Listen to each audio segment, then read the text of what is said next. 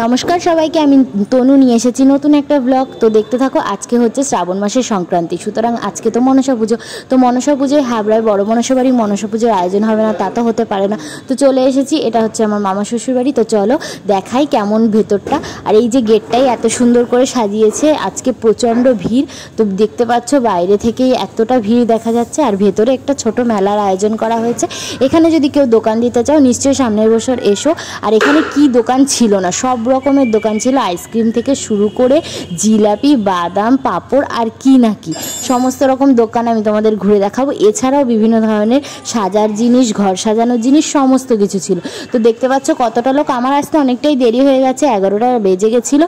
তারপরেও এত লোকের ভিড় ছিল। সকাল 8টা থেকেই পুজো শুরু হয়েছে, তাই লোকের সমাগমটা অনেক বেশি।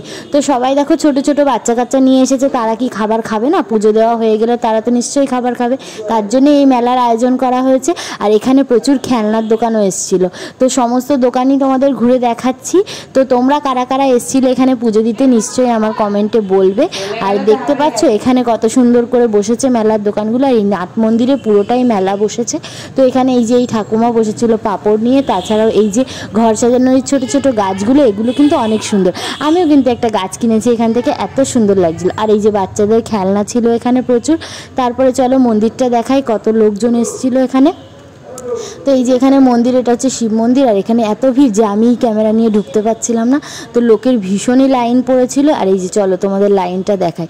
তো সবাই এখানে, এই যেখানে বসারও জায়গা ছিল, বিভিন্ন পুলিশ এখানে বসেছিল, তারা নজরদারি করছিল সমস্তটা। আর এই দিন কিন্তু প্রচণ্ড গরম পড়েছিল, তো গরমে তো আমরা অতিষ্ঠই হয়ে পড়ছিলাম মন্দিরের কাজ করতে করতে। আর এখানে খেলনার দোকান বসেছে।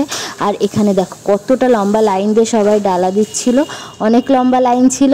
আর আমি দেখছিলাম, আর এত চাপাচাপি যে আমাকে তো সবাই ধাক্কা দিয়েই ফেলে দিচ্ছিল।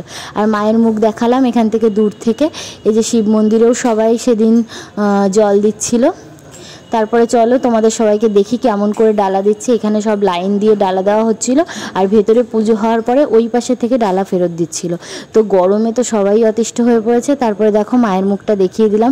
মাকে সেদিন একদম অপরূপ সুন্দরী লাগছিল, এত সুন্দর দৃশ্য দেখা যায় না। আর ভেতরে তো পুরো ফল দুধে একদম ভর্তি হয়ে গেছে। তারপরে আমরা চলে এসেছিলাম তিনজনে এখানে মেলায় ঘুরতে। তো এটা আমার ছোটো দেওর হয়, তো তিনজনে ঘুরলাম। আর ওই যে আমার বোন এসেছিলো।